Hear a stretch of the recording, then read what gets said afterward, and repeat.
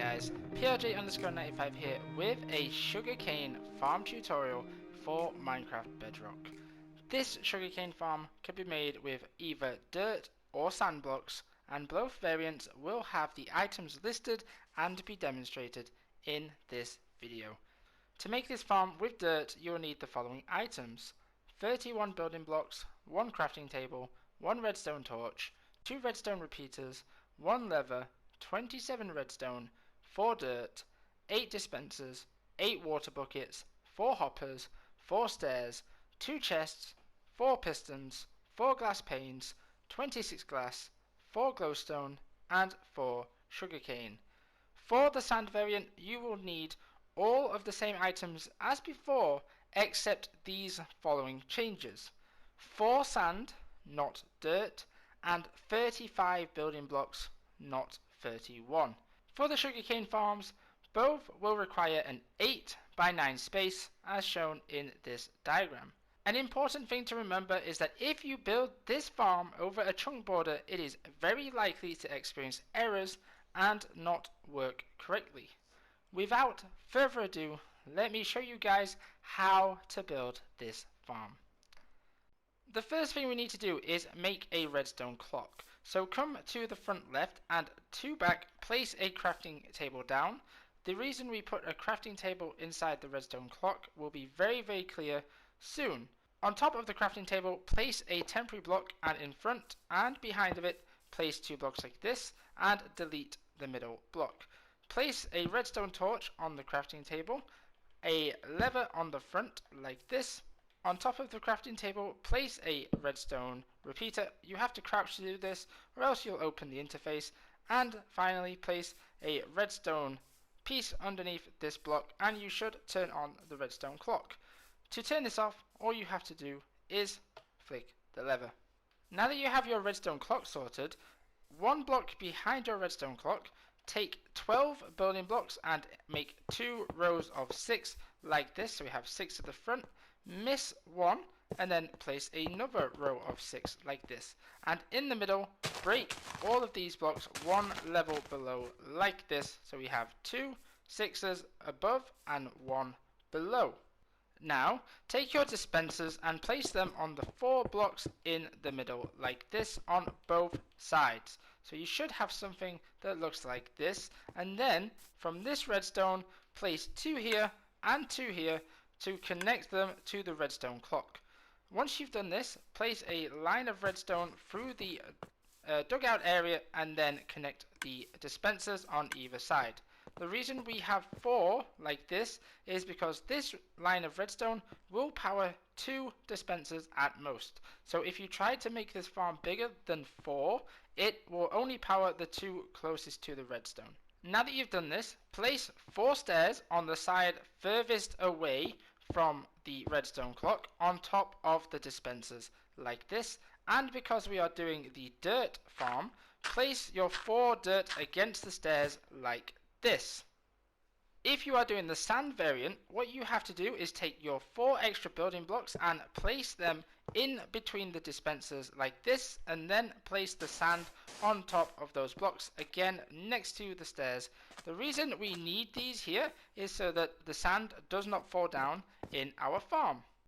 At this stage of the farm, no matter if you're building the dirt or the sand variant, you should have something that looks like this. So now come to the side of the dispensers that is closest to the redstone clock and place a temporary block here. And then place 2 chests that combine together like this for a double chest and delete your temporary block.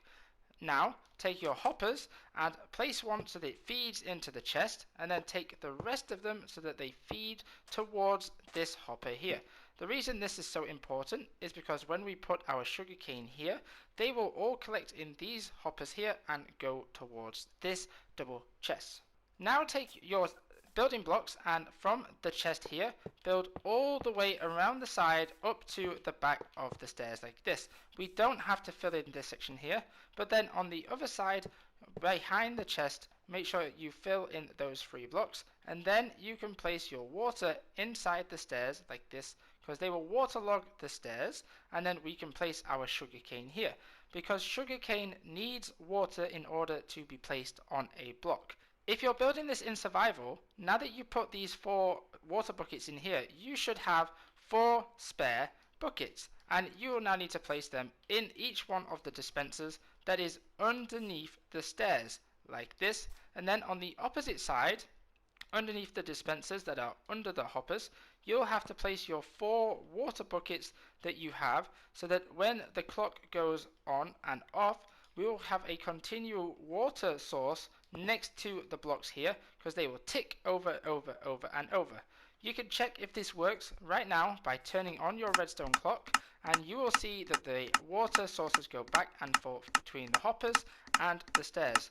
The good thing about the water being inside these hoppers is that it does not stop the collection of the sugarcane. The next part of this farm is to place a solid block on top of these here, and then place your 4 pistons.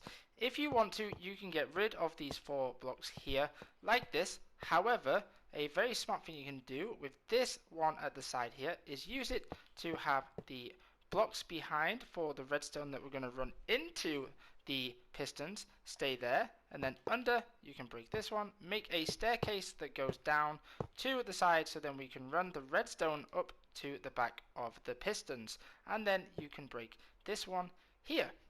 Now that you've done this, you can place your sugarcane in the middle like this, or you can wait till later to do this if you want to. Once you've done this section, all you have to do is place a 3x3 bit of glass around each one of the sides, and all this will do is stop the sugarcane from disappearing off the sides.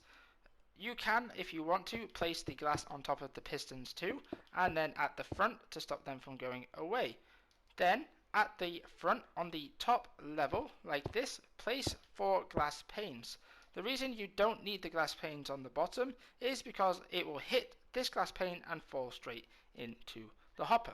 With your glowstone, the reason we have glowstone is so that when you place the 4 over the sugarcane like this, if you decide to leave your farm on at night, it will continue to grow the sugarcane, because sugarcane needs a good light level source for it to work.